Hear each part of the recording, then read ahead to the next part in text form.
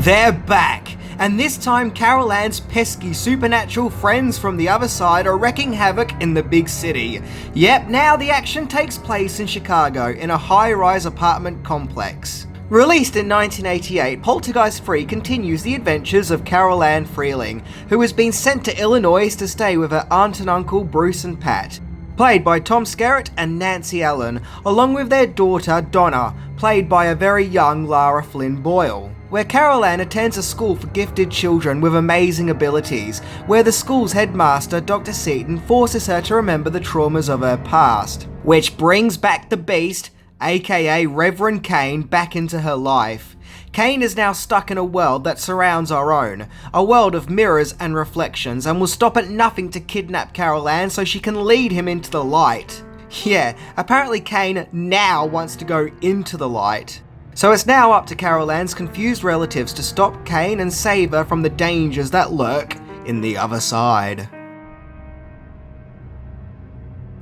Yeah, when it comes to the original Poltergeist trilogy, Poltergeist 3 is generally considered the weakest link, and like an embarrassing drunk uncle, people tend to leave it out and forget its very existence, like it never happened. But is the movie all that bad? Does it have any merit?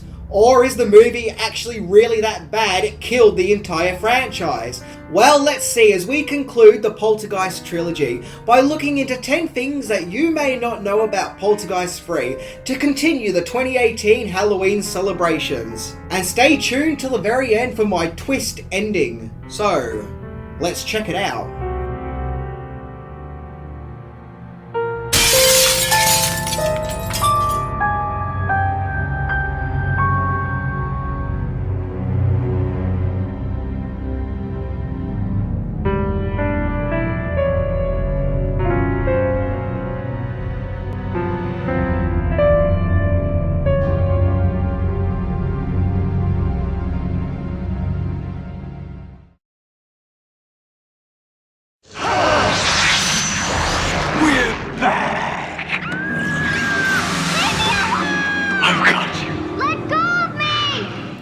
Number 10. Change of settings.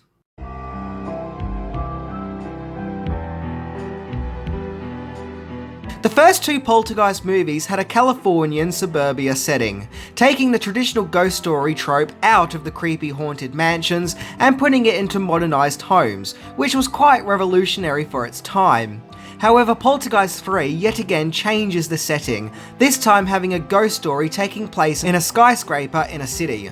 Director Gary Sherman felt the idea of basing the action in a skyscraper would be equally terrifying than that of a suburban family home. He felt that there was a fear factor involved with people living on the other side of the walls as you do, but them not knowing that you may be in trouble. To be fair, I think he's right. I mean, after all, look at 1408. That proved that you can have a chilling ghost story taking place in a room in a building in the city. However, Poltergeist 3 just wasn't executed as well as 1408. Producer Barry Bernardi further described the movie to take place in a skyscraper as being a haunted house for the 21st century. The irony of all this being is that just 2 years later, Gremlins did the exact same thing with Gremlins 2, having the action which once took place in a suburban setting now take place in a technologically advanced skyscraper in a city. And, well, that was actually well received for Gremlins 2. I think it's a great idea, it just wasn't executed too well for Poltergeist 3. Number 9. The movie couldn't afford Jerry Goldsmith. Poltergeist 3's budget was drastically cut, leaving it with a budget of $9 million, which meant the production couldn't afford the talents of Jerry Goldsmith to compose. So composer Joe Renzetti took over. Renzetti is actually an Academy Award-winning composer who also scored Buried Alive and Child's Play, which he composed that very same year. His sound is drastically different to Jerry Goldsmith's, as Goldsmith's was very orchestral, making tunes that focuses on the luxuries of family life and the terrors of the unknown. Whereas I felt Renzetti's sound was much more synthesized and sounded more like music that ended up being played on the X-Files TV show during the 90s. This is nothing against Renzetti, but I think having a change of score hurt the movie. Not using Goldsmith's distinct sound that the previous two movies had with all its epic power makes the movie feel like an entirely different universe, and makes it stand out like a sore thumb. Like as if Poltergeist 3 is an imposter and isn't a real Poltergeist movie. Goldsmith's score was however used for the movie's trailer, and seeing aerial footage of Chicago with Goldsmith's Poltergeist theme is actually quite effective, and shows the movie really needed Goldsmith's iconic music.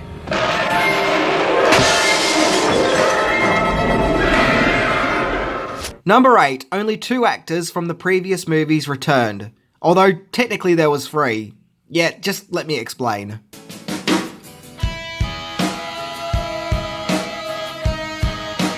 Heather O'Rourke, who played Carol Ann, and Zelda Rubinstein, who played the psychic Tangina, are the only 2 actors to return to Poltergeist 3, making them the only actors to star in all 3 movies. Craig T. Nelson was offered to return as Steve Freeling, but supposedly replied by saying 2 is enough. Jo Beth Williams and Oliver Robbins didn't return for their parts either, which sadly only adds even more to Poltergeist 3's alienating odd one out vibe. It seems that not even E-Buzz wanted a part of Poltergeist 3. So instead, Nancy Allen, who still had her RoboCop hair, was cast as Carol Ann's aunt, and Tom Skerritt was cast as her uncle. Both Skerritt and Allen are good actors, but no matter how good they are, it just didn't feel right having new characters who weren't Steve and Diane Freeling. And to make matters worse, Julian Beck, who played Reverend Kane, and Will Sampson, who played Taylor the Medicine Man, both died after the release of Poltergeist 2. So Taylor's character never shows up, and Kane is played by a different actor, Nathan Davis. And he just didn't quite have the menacing power or presence of Julian Beck. But that could be because we don't see his character do anything but walking around calling out Carol Ann. Literally, like that's all he does. However, the guy who provided the voice for Kane in Poltergeist 2, Corey Burton, returns to provide the voice of Reverend Kane once again. So it's nice to have some similarity. Number 7, the director also wrote the script.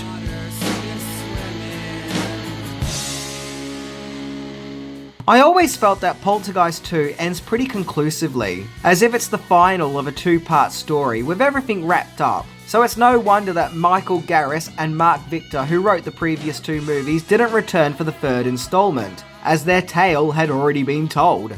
So Poltergeist 3's director, Gary Sherman, also took on script writing duties. Now I feel with Poltergeist 3, he actually does a good job with directing. Some of the shots, particularly involving scenes where the physical world meets the world of reflection, are actually done quite well, and look interesting and inventive. However, Sherman's script, on the other hand, comes across like he didn't really understand the first 2 movies, as the story in Poltergeist 3 goes against the established lore in the series. For example, it's established in the previous 2 movies that the Beast, or rather Kane, torments Carol Ann because he chooses not to go into the light. But now all of a sudden he's haunting her because he wants to go into the light and needs her to guide him, which makes no sense. And this whole idea of Carol Ann being fobbed off to her aunt and uncle is a huge slap in the face to the previous 2 movies, as it goes against the theme that the family's love and unity is its strength, and what defeats the evil. I just can't buy that after the family came together in such a spectacular way in the 2nd movie, that Steve and Diane would then just pass Carol Ann on to family relatives, especially considering the supernatural dangers that Carol Ann has endured. I like the idea of Carol Ann being sent to the city to have a child psychologist try to channel her powers and learn about her haunting past. That's an interesting take, but there could have been other ways to go about it other than Steve and Diane Freeling just shoving her off to her aunt and uncle. Maybe the script could have seen Carol Ann removed from her parents by the state, with them thinking that all the paranormal activity is the result of her parents and that they were some kind of risk. You know, something like that. Also, Poltergeist 3 in general just didn't add anything new to the Poltergeist mythos. It's like, yeah, let's just have an old guy who looks like the old guy from the previous 2 movies chase Carol Ann, and well, that's it. Sorry, Gary Sherman, I think you're a pretty good director, but maybe someone else should have written the script. Number 6, you will not believe the amount of times the name Carol Ann is said in this movie.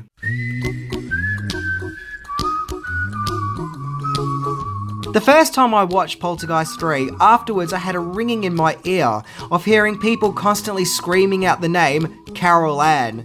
Well, that's because the name is repeatedly yelled at many times throughout this film. A total of 121 times to be precise. Carol Ann. Carol Ann. Carol Ann. I mean, there is even one tedious scene of Lara Flynn Boyle just repeatedly screaming out Carol Ann over and over again. Be happy. In every life we have some trouble. When you worry, you make Ugh. Even as a kid, I found it to be a bit too much. And even Siskel and Ebert addressed how tedious the constant calling out of the name Carol Ann could be at times in their scathing but yet funny review of the movie.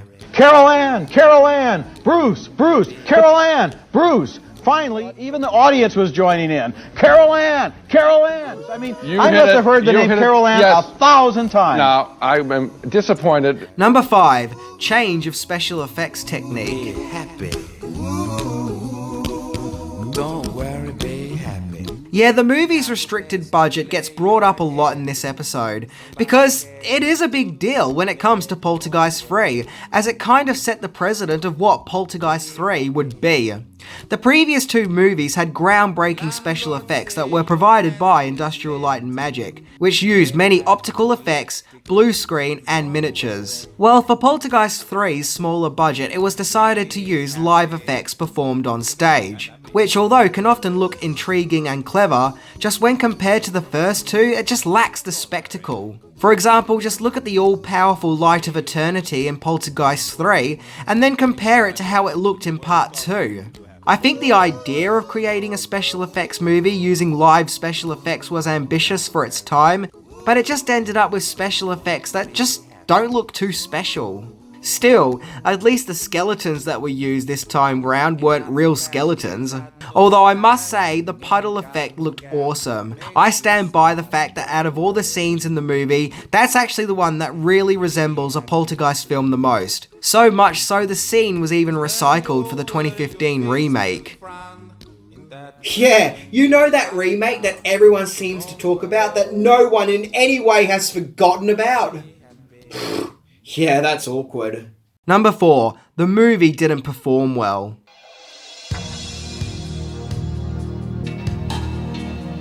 Poltergeist 3 made the least amount of money, making in $14 million, which is very low when compared to the first movie which made $121 million, and Poltergeist 2 which made $40 million. It seems that by 1988 the Poltergeist buzz had simmered down, as it opened up at number 5 at the box office charts, but then dramatically dropped to number 10, and unlike its predecessors, Poltergeist 3 also didn't receive any Oscar nominations. In fact, it did however get a Razzie nomination for Zelda Rubinstein's performance as Tangina, in which she was also previously nominated for a Razzie for her performance as Tangina in Poltergeist 2 as well. Yep, for whatever reason, the Razzies really didn't seem to like Zelda Rubinstein. To me, it's sad seeing the spectacular Poltergeist series bow out on such a whimper. The way I see it, in the late 80s, 2 Spielberg movies that once started out great were just bogged down by not up to standard sequels. What with 1987's Jaws the Revenge and 1988's Poltergeist 3.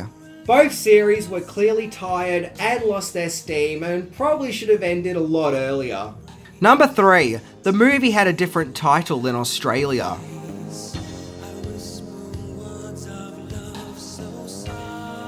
When Poltergeist 3 was released on Australian VHS, not only did it have different artwork, which I actually think looks a lot superior to the other releases, but it actually also had a different title, with the movie being called Poltergeist 3, The Final Chapter.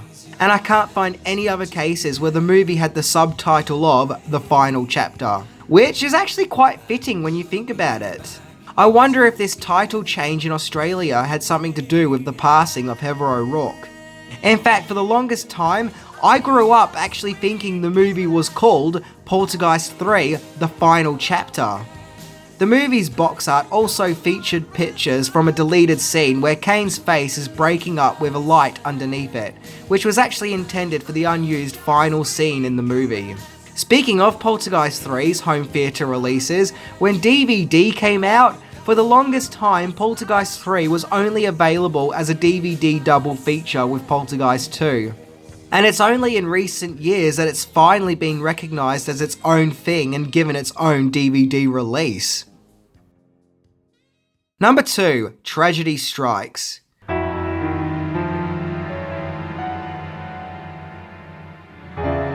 Yeah, there was no avoiding the very sad tragedy which looms over Poltergeist 3, but here it is. During filming, Heather O'Rourke sadly passed away due to septic shock.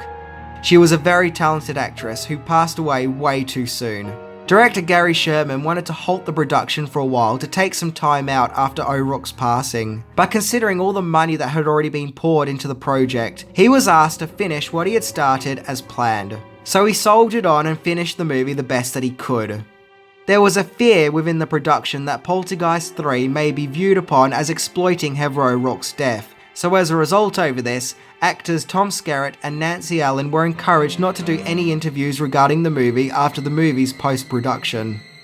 In fact, even promoting the movie altogether was toned right down out of respect for O'Rourke, which no doubt probably hurt Poltergeist 3's box office performance. Number 1, Original Ending.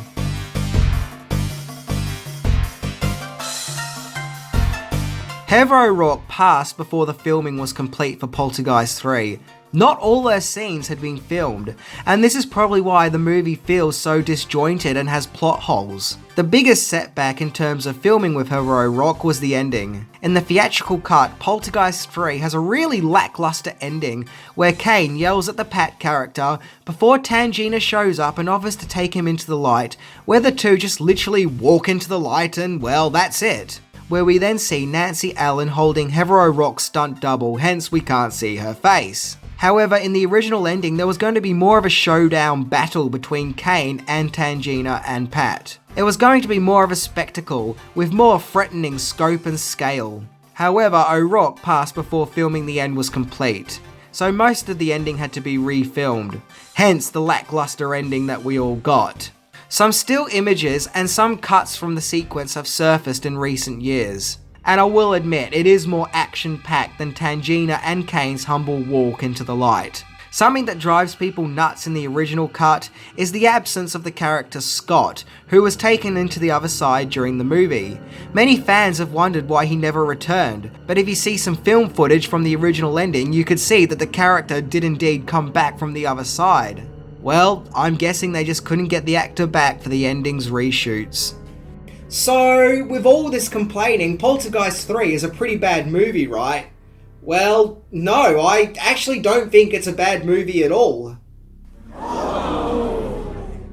Now, don't get me wrong, it's a terrible Poltergeist movie, especially when compared to the first two. It just doesn't match the style and feel of those movies, and feels more like a fan film than an actual sequel. But if the movie was to be its own film about sinister forces taking over a skyscraper, forces that live in a strange dimension of water and reflections, I think that's actually some really creative and ambitious ideas, and yes, it could have actually worked as its own movie. After all, when you watch interviews with director Gary Sherman, he seems so happy and optimistic with the project, and clearly had a love for it.